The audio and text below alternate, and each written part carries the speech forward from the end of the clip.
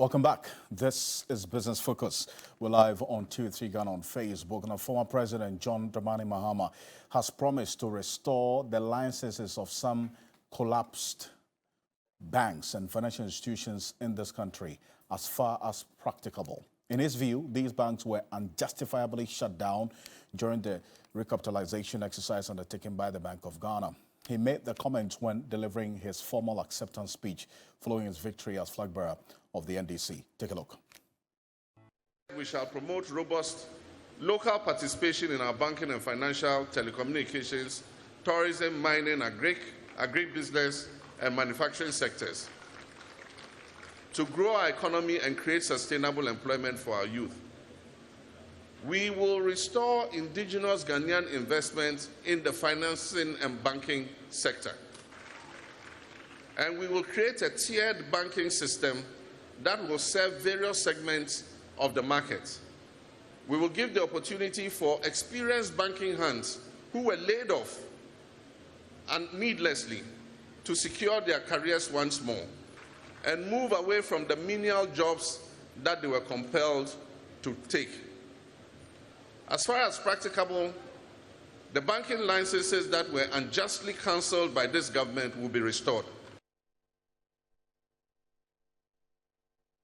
Well, so that's the former President, John Mahama, there. Now, this has generated some reactions. And as we go on, I'm going to show to you a number of the banks that went down, the deposit-taking institutions as well. We're talking about these, we're talking about these microfinance institutions that went down as well. And then also the various, finance houses that also went down as a result of this financial sector cleanup. The Bank of Ghana gave reasons for that. And the boldest report is what they made reference to in taking this action. And we're going to get into all the asset quality review that the Bank of Ghana did in 2015 and 2016, the details of which revealed, according to the Bank of Ghana, that a number of the indigenous banks had their financial health in danger. The reason why they went on this path. Joe Jackson is a financial analyst, a chief operations officer of Dalex Finance. He's joining us in the studio. Mr. Jackson, thank you. Thank you so much for joining us on Business Focus. Good evening. It's good to be here. You know, so a number of times we've had this conversation about how this financial sector cleanup was done, the impact of it, and the results that we're having to deal with. But first off, listening to John Mahama make the point about some of the banks that were unjustifiably collapsed, what can be done if he has to fulfill this promise or this statement that he's making in restoring the licenses of these banks? First of all, there are quite a number of caveats in what he said. The first one was that they were unjustifiably closed down. Indeed. I assure you, not all the institutions were unjustifiably closed down. Not all of them. Quite a number were justifiably closed down. In fact, there were some institutions who had even shut their doors and not operating before they were closed down. So these are some of the that's the microfinance institutions. The microfinance institutions. But let's look at the banks. The 9 banks. The 9 There's banks. 7 that were consolidated into Consolidated Bank. And then there are 2, that is UT and Capital, that were added or integrated into GCB. Yes. Bank. Now, how about that? Here's the thing. We've got to be clear that there were lots of challenges in the financial sector. Huge challenges. And some of the institutions were in deep trouble, such that there is arguably a legitimate reason for the central bank stepping in. You may disagree with the process, but you cannot disagree with the premise that these institutions were in trouble. And the caveat is that they were unjustifiably shut down. Now, first of all, we have to wait and see who can claim legitimately that they were unjustifiably shut down. But the bigger problem is this. This is going to be some 7-8 years after the event. Even if you win, because this is in the future. If you come to power, how are you going to entangle this? How are you going to separate this? How are you going to, at best, maybe you want to compensate the owners and the shareholders? I don't know. So he was very specific in his words that the licenses were going to be restored.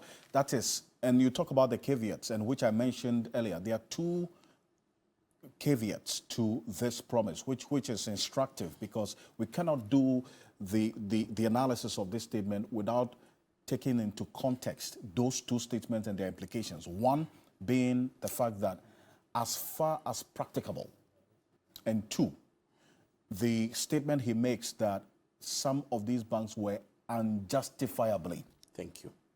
okay, having their licenses revoked. Those two can and should be taken into context if you're doing this analysis of what he said. Let's put it this way. And you talked about the banks, right? The bar is high. It was unjustifiably taken away, and the even higher bar of as far as practicable. It's going to be a tough one. It's going to be a tough one. It's going to be a tough one. But there's something else that should excite a little bit more comment about what he said. Right? Some of us have, in times past, have cause to worry about the concentration of foreign ownership in our financial sector. And that, unfortunately, the closure of these institutions meant that the concentration of foreign ownership became higher because our local institutions, for various reasons, especially issues to do with governance, and let's not let nobody lie to themselves that our local institutions have had issues with governance. Now, he says they'll be encouraged. That's a good one. And I pray it happens, because we definitely do need Ghanaian financial institutions. We definitely need institutions that are sympathetic and to the Ghanaian cause, but which will hold themselves to the highest standards of behavior, especially in governance. So the corporate governance issue, and then over time, I mean, even after this, the Bank of Ghana has been heavy on reforming the corporate governance laws, and then also the corporate governance structure of the existing banks as we speak. So a lot of work has been done in that regard going forward. So that, yes, is instructive. You make that point. But hold on a bit. Let me just take a look at this for the benefit of our viewers. The picture of what happened during the financial sector cleanup. This is it. We had the universal banks, that's commercial banks, 9 of them going down.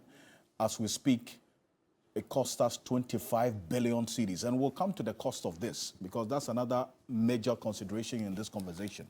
Look at the number of microfinance institutions that went down, 347. Microcredit institutions, 39. Savings and loans companies, 15. Non-bank financial institutions, 2. And then the finance houses, 8. Total 420 financial institutions that went down during this financial sector cleanup. Mr. Jackson, this, you talk about how this was done and the cost of this to the taxpayer, because in the end, we are the ones who are going to pay for it. 25 billion. Could the alternative have been considered so as to save us some money in this? And here's the difficulty sometimes, that any alternative should not necessarily reward the shareholders whose poor governance ended up where we are, right? And the problem is not the cost. The problem is the poor recovery. I've been sitting here shouting and screaming that we should be angry. It's costing us so much. How much have we recovered? If indeed these we lost this amount of money due to poor governance and all the other issues the central bank has attributed, we should get the money back. And the bigger problem is that as of today, we've got very little or no money back.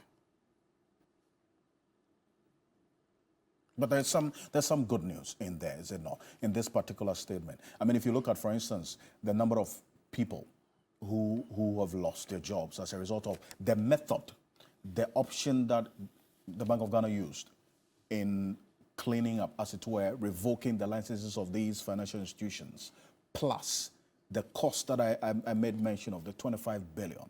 I mean, if there's going to be a relocate, it should definitely come with some benefits or some advantages to the sector. My worry is that it's already cost us 25 billion. And however unfair it is, let's not throw good money after bad. If anything at all, I would love any of our candidates, presidential candidates, and to say we will recover the money. We will recover the money. If it's unjustified, fine.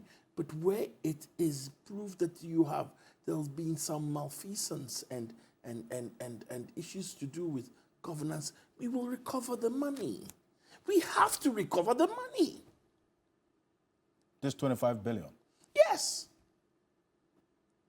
And this, from the last time I checked, just about 2.5 billion, there about almost 3 billion had been recovered.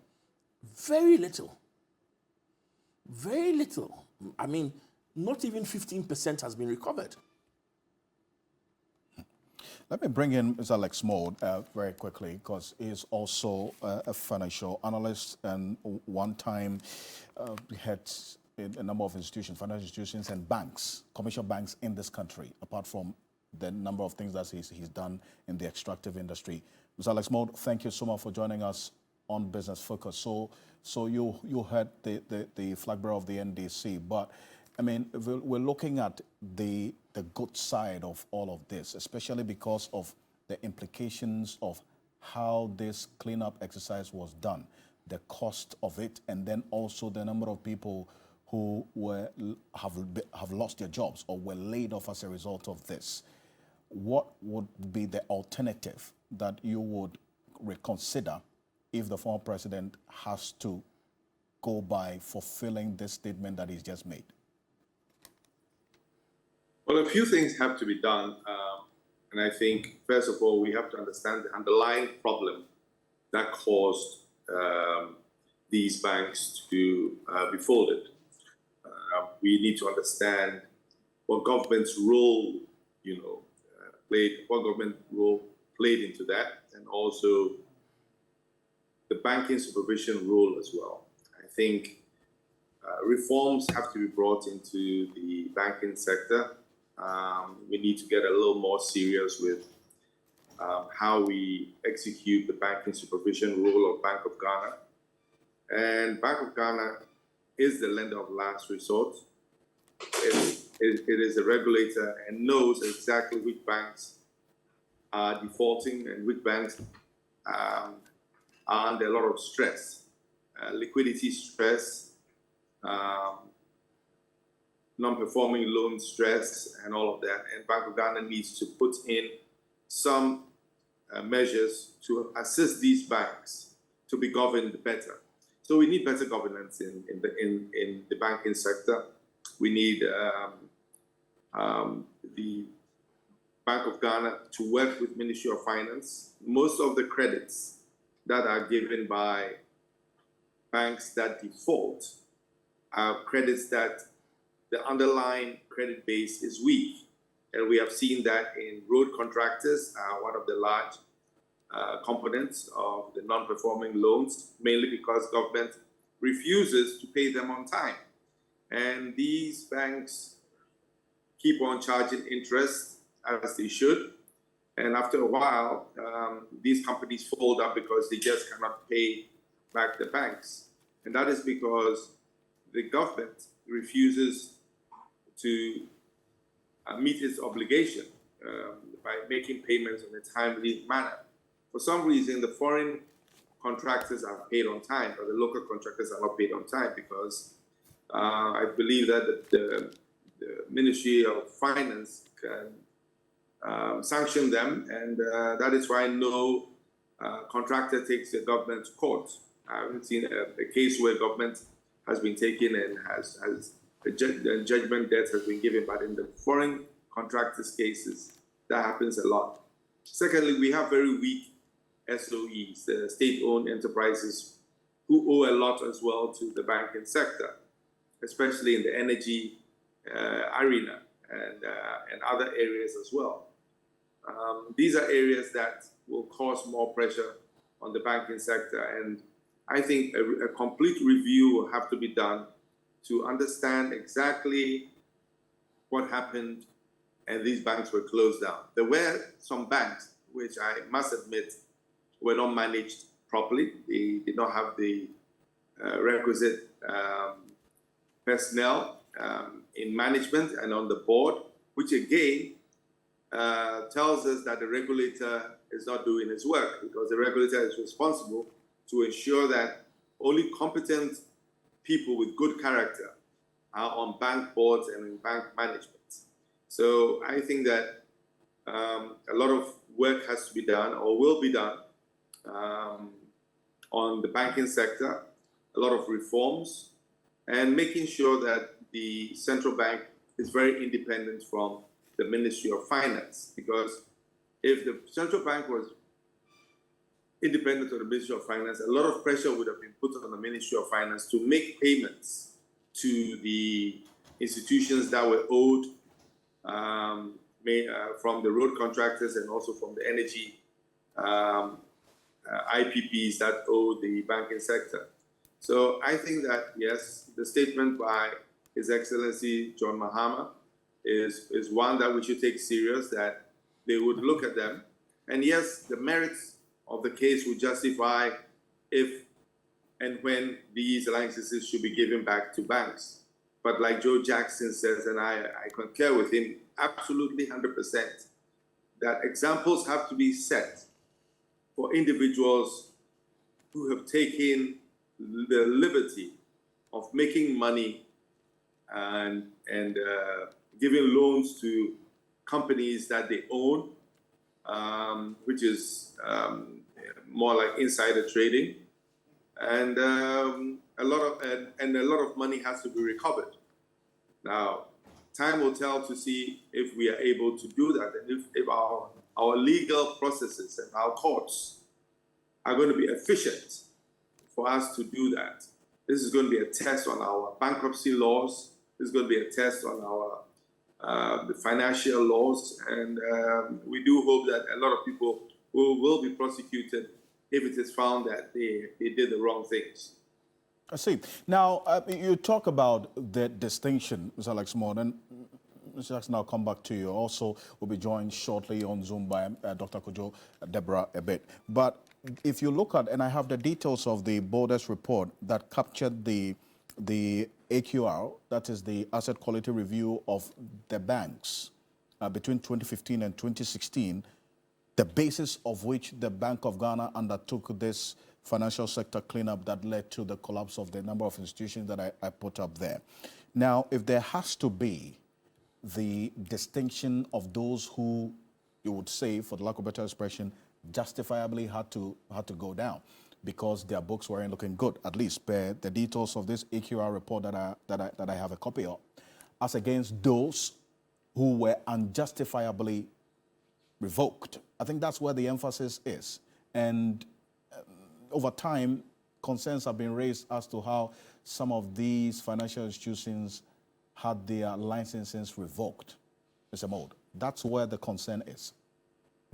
I think two things is, one, how the licenses were given to them and under what conditions, and whether these conditions were followed up by Bank of Ghana to ensure that these institutions actually met the conditions or the continuing conditions. So there will be conditions precedent to the licenses given out, and then there will be continuing conditions which they would have to fulfill as the licenses, after the licenses have been given out. So I go back to my discussion on the role of the Bank of Ghana and the seriousness in which it should take its job to ensure that there is no stress on the financial markets. There's no stress in the banking sector because banks borrow and lend to each other. At one time, Ghana Commercial Bank was the largest borrower on a daily basis from the banking sector. And that is because it had liquidity challenges. Liquidity challenges normally arise when your assets are non-performing and you do not have enough liquidity, and that's because Bank of Ghana has made you provision as well. So if Bank of Ghana does its role well, we also expect Bank of Ghana to work with the institutions that are fragile. Now, there's a difference between a fragile institution and one that is committing crime, where it's actually lending to intercompanies and it's very murky. But there are some institutions that are fragile, and the fragility also occurs when the government is involved, where government refuses to make payments to the clients of these banks. And let me pick your thoughts on this as well, because you see, we cannot talk about this without also taking into consideration the cost of this as well. As we speak, the cost of this financial sector cleanup on our books is 25 billion, as against the...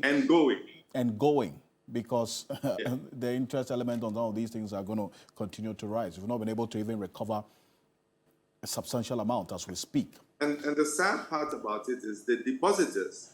You know, a lot of depositors had their funds, transferred to the GAT, the Ghana Amalgamated Trust.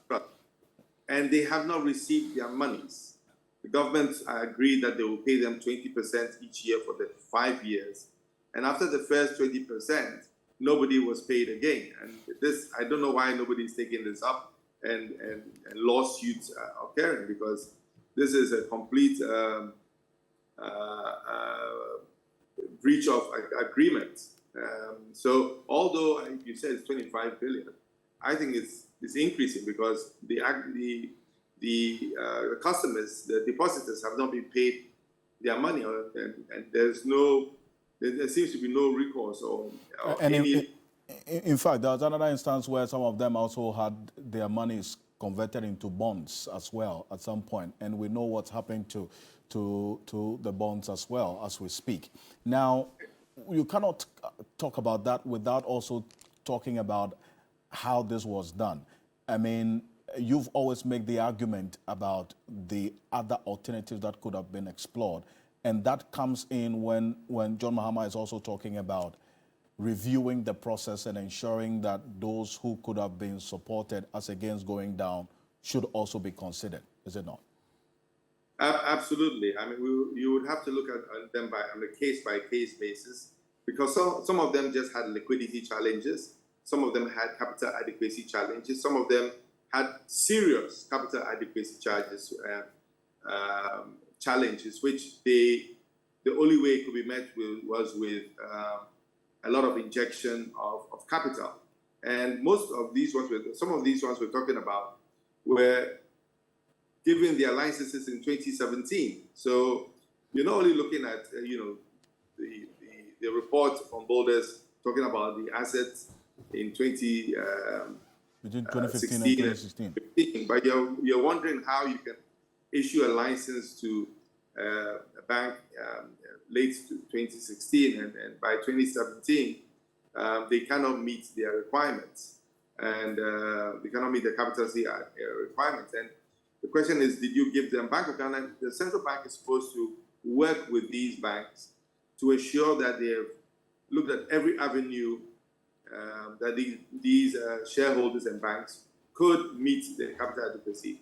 But if you pull the rug too early, or if you send signals in the market that you are going to pull the rug, then any discussions that they are having will fall through.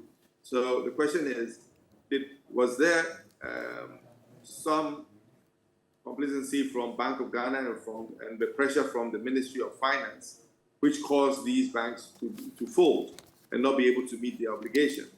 Or did Bank of Ghana work as a lender of last resort, pushing liquidity in to ensure that they would meet their agreed plan over a time period?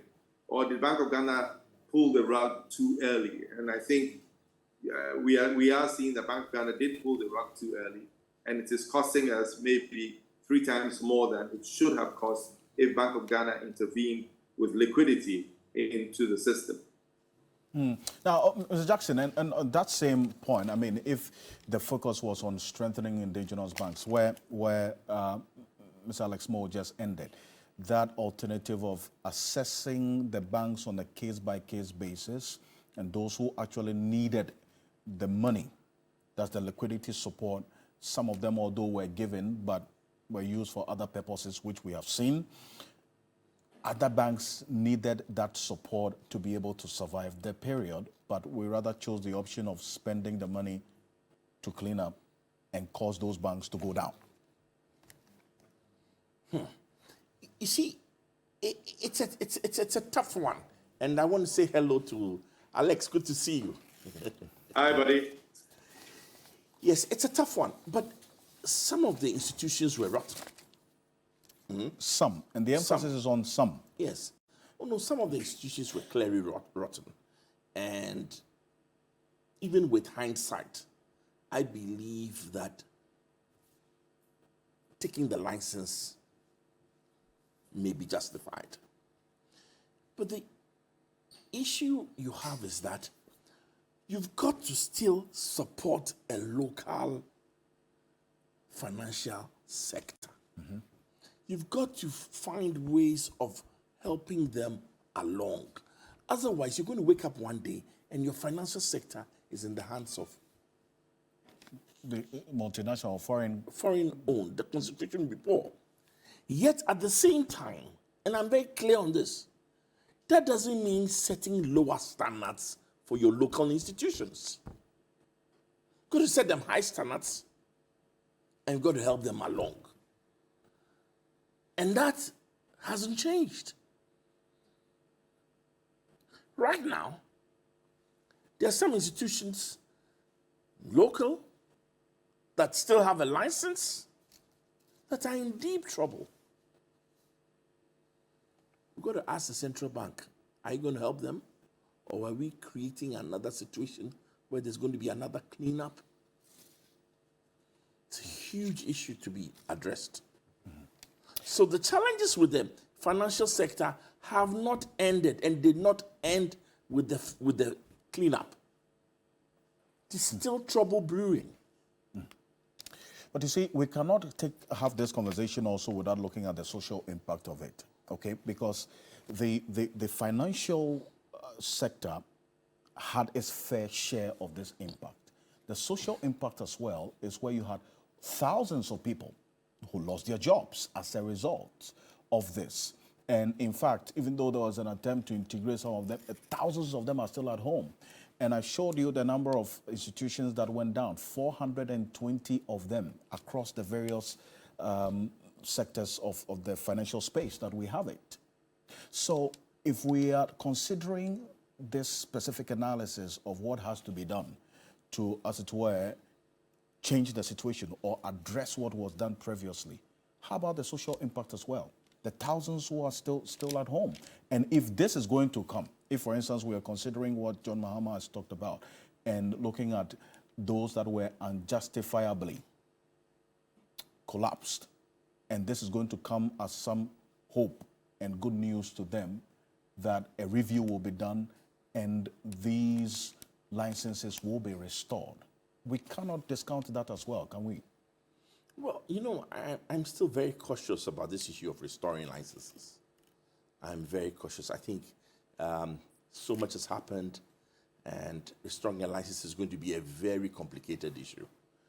At the same time, I do agree with you. There's a social impact, and it would be good to see some sort of funding or some other program that will help and assist, support, reskill and upskill the thousands of people who lost their jobs and their livelihoods through the process. So that is something that should be done, and it's important. How do we support those who through no fault of theirs, because it'll be stupid for anybody to say every single employee of the collapsed institutions did something wrong. Some were unintended consequences of the action. And it will be good to have a program to support them and to reskill, upskill, get them into some program, especially those who are still suffering so many years after the event. Important point. Let me go on to Zoom now as well. Dr. Kojo Abuaji Deborah is a banking consultant, is also joining us. Dr. Abuaji Deborah, thank you so much for connecting with us on Business Focus. So this is what the former president has talked about. We've looked at the possibilities of it indeed, which he makes the point that as far as practicable, this is what he intends to do. Plus, also reviewing those who were unjustifiably, the financial institutions that had their licenses unjustifiably revoked by the Bank of Ghana. Your thoughts on this? Okay. Good evening, Alfred, and then good evening to colleagues there and also to your cherished listeners. I think let me proceed the whole thing from what he said and my understanding of what he said. I think his statement is based on three key pillars. The first one is social implications of what was done during the reforms. The second one is the revenue impact. And the third one is the confidence in the entire industry. Now, let me take each of these and then my perspective, what should have been done. Because the whole concept was done at the back of what we term in finance as lazy bank model, because where the government was creating instruments and banks saw it as an investment opportunity. And that basically had disadvantage to the productive sectors. And that is where it has landed to now as we speak. Now, so let me go back to what the ex-president was trying to mean. The first one is the social impact. Now, basically, as you have discussed over there, innocent people have lost their jobs. Some people, as we speak today, have lost their savings. Some have lost their investments. And as we speak, the asset of the CBG is still the same. Most people haven't got their money. And it's a worrying issue. And I think looking from analyst perspective, that is his understanding from the social implications. I'll come to that issue and say whether the choice of the execution was the optimum, because in finance, what is more important is what was the gain that we had from the whole financial sector, and can we use that gain to compensate the losses of the losers? The answer is no, because as we speak, we have gone back. So there's no Pareto optimal. And that is where President was coming from, or the ex-president was coming from. The second issue is in terms of the revenue impact. You know, if you look at the statistics from Statistical Service, the growth of the economy was basically coming from the financial sector and the telecom. And as we speak now, that has been impacted. And therefore, his thinking is, if let's say I'm given the choice and coming back and I get the opportunity from the people of Ghana, then I need to raise a lot of money from sectors that are growing. Unfortunately, as we speak, there's a lot of challenges around the finance sector. And that is a concern to any analyst and to him as an executive if he gets the nod. The third one is the entire confidence. Basically, when if you look at the empirical evidence if you are operating a financial sector and you create instruments and people begin to see it as an opportunity, and that becomes what we call a lazy bank model, and that can tend to this to create some damage to the whole entire financial sector. And basically, that is what we are seeing. Let me take it from a bigger perspective. If you look at the financial crisis that happened in 2008 in US, is that what Ghana followed? In my mind, big banks like Citibank, Societe Generale were bailed out. Now, basically, what we normally do, and I think in July I'm going to do a proposition paper on what should be done. Because as we speak now, there seems to be a national disaster, Greece bailout, and that is the model we need to do, whether we like it or not. As we speak now, the local banks are sitting on impairment of about 19 billion, aside the 25 billion that you guys are discussing. So we need to save the industry. Just like the way we did the GET fund, the way we did the road fund, we need to find a way to have a certain percentage of the GDP to fund and create what we call a good bank and a bad bank. So the bad bank is basically those banks that we think they are not doing well, you package them or reinvest them, and then give a new balance sheet, what we call a good bank, let's say 19 billion. Now, what you normally do is that Bank of Ghana has an administrator act, so they can use it and say, look, if the management and directors are not good, what do you do? Because you exercise corporate governance, you change them. But basically what you need to do, which I wouldn't go into that nitty-gritty in terms of operationalization, but the key thing is that these banks could be given 10-year period to assess that funding. Right. So it means that you're giving them a new financial position or what we call balance sheet. So they'll be operating with a new and say, look, let's create an escrow account. We make profit, we And set then some aside, to and repay. then we use it to pay off. So within 10-year period, we'll be able to pay off. That, to me, in my mind, that's what you have done. Okay. Unfortunately, we collapsed them. Unfortunately. Dr. Kojo Obajidebra, thank you. Appreciate it. This is Business Focus. Stay with us. We'll be back shortly after this quick break. We'll round up this conversation.